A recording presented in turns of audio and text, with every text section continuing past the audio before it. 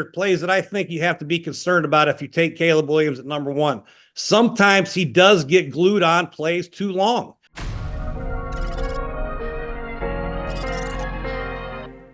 So the first few plays I'm going to show you is why Caleb Williams will be the number one pick in the draft. And he's been doing it for 3 years. You look at him against Oklahoma right here. He's got command of the offense, even as a sophomore here at Oklahoma, making audibles. He's looking at the sideline. But really the thing that intrigues you most about Caleb Williams is his ability to step up in the pocket. He looks left, looks for the high crosser. It's not there. Then he breaks down and makes plays outside the pocket, off-schedule throws. That's what people compare him to Patrick Mahomes for, because of his ability to do things off schedule. Plays break down. He steps up. He's got pretty good pocket awareness. He has good ball security at times. We'll go into that later on. But when plays break down, he's able to step up, avoid the rush, two hands on the ball, keep his eyes downfield, and find a big play in the back of the end zone. That's been his MO. That's been his strength throughout his career so far at a young age. He's only 6'1", 215 pounds, but he has some strength to run through some tackles in the pocket.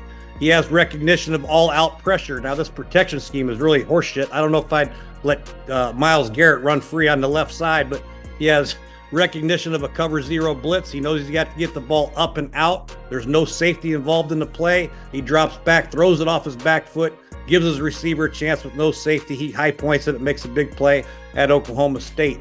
So recognition of the blitz, his ability to move in the pocket. Now he plays within the pocket, a little play action 3-level throw. He's got double post with the high cross and a flat route, and his ability to drop it over linebackers before the flat defender with velocity and touch is very impressive right here. I would have been fine if he threw the flat route for a gain of 12, but his ability to throw over linebackers with touch and velocity is very impressive. Here is a 4 vertical concept, a switch release up top and a go and a seam ball down here. He takes his drop, sticks his foot in the ground, and throws a 42-yard seam ball, which I haven't seen very often, on the dot.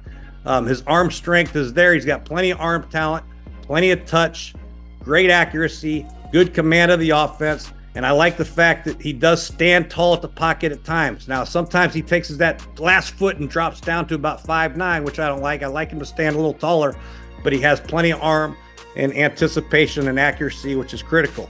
Here we go against this team here. It's I think it's Oregon. And this is what I think will interest people a lot. A lot of play actions. He doesn't do a lot of things under center, which concerns me a little bit, but his ability to get outside the pocket on play action passes, roll to his left or right equally without any hesitation.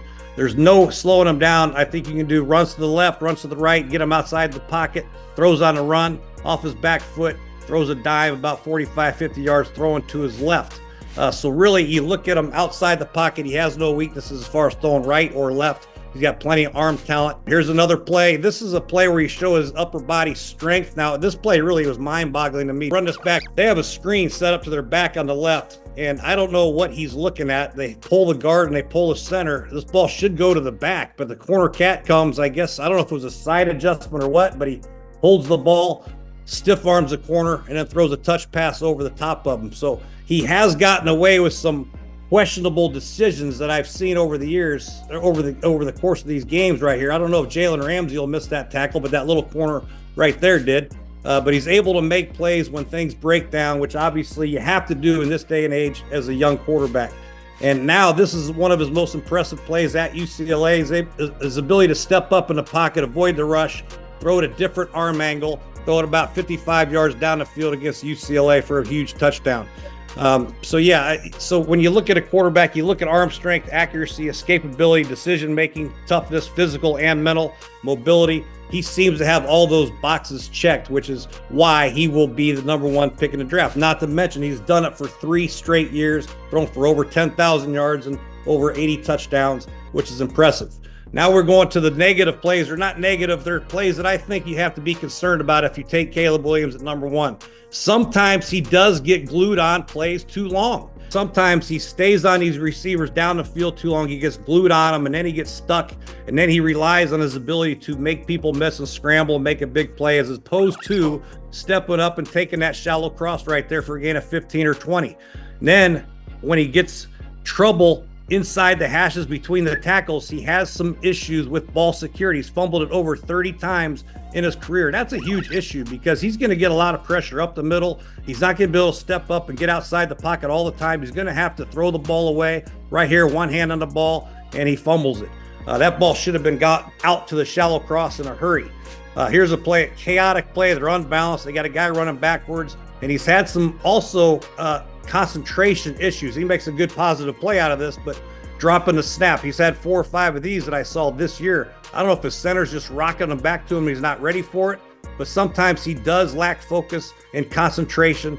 And then all of a sudden he turns into a runner. Number 4 chasing him. I don't think he'll be in the NFL. He's got short legs and runs about a 6 flat 40. NFL players will be able to hawk him down a little quicker than that. Here we go. Here's a good play right here. We're going to motion the tight end in here. They're going to run a max protection play. They got a 2-man concept up top with a seam and a hitch. And down here, they got a single slant. There's no flat route to hold this hook defender.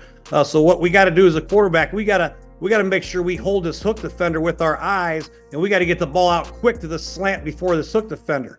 Or we have to work up top to the seam and the hitch up top with the corner falling off, throw the hitch. Patrick does neither. He's lazy with his feet. He's late with the slant route. He stares at the slant route, and this hook defender just plays his eyes and almost picks it off. He sometimes does get lazy and lethargic with his feet, which makes him late, and he gets lazy with his eyes, which brings hooked players and zone defenders to the throw, which you got to be able to make sure you manipulate the defense with your eyes. If you look at him right here, his eyes are left the whole way, staring at the receiver. He takes an extra step out of the gun with his footwork. He's late, and that's almost picked off. Here's against Colorado. Here's a nice play action pass. They're going to pull the guard, and the back's coming to the way. We have a free runner right here. That's a great move. That's his lateral quickness that you love to see, his escapability. That's a sweet move by him. I'd like to see a short shuttle. I bet he has a hell of a short shuttle because he is really shifty in the pocket. But now, once he's outside the pocket, he's got 1, 2, 3, 4 guys wide open. He holds it, and then all of a sudden he tries to force it down deep. And this is where sometimes he gets in trouble. He always looking for the big play, which is a positive sign from time to time. But there are times where you have to make sure you make the good play, which sometimes the only play is the shorter play. There's a guy right in front of him wide open. There's a guy coming across the middle right there wide open. And then he tries to flick his wrist and throw the ball 65 yards down the field. He obviously doesn't get all of it, and it's intercepted by Colorado. He does have a tendency to try to always make the big play. Here's a 3-level throw again. You know, we saw him drive that one in earlier on the good tape. This time, when you have a post and a 7-cut and a flat route, the one thing you have to do early is try to eliminate one of them as fast as you can, and you got to eliminate the post route because there's a deep safety. Now our eyes got to immediately get to the flat defender or the area where that 7-cut's going to be. He's late to get to it. He stares it down. I know he has pressure. The right tackle gets his ass whooped, but he stares it down. The corner does a great job of falling off.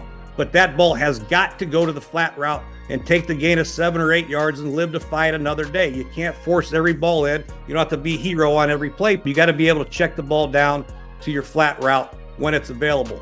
Hell of a play by that defensive end, by the way. Not very good by the tackle. Now, Notre Dame really made him look ordinary. Notre Dame's got some NFL players, and actually Caleb in this game looked little to me. He's only 6'1", 215.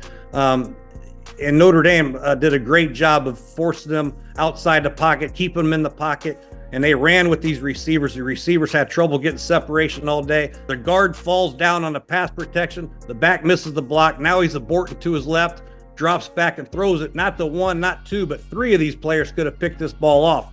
And I know he is frustrated in this game trying to make a big play, but this is going to happen in the National Football League now.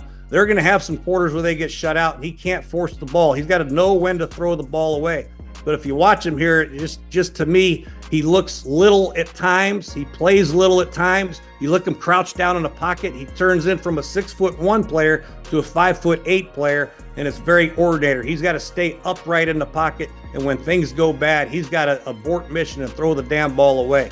Here we go against Washington. We have a 3-man concept up top. We got a little spin dig on the inside 2 receivers. The outside guy, I think he's running a hitch. And down here, we have a hitch by number 2 and a go route by number 1.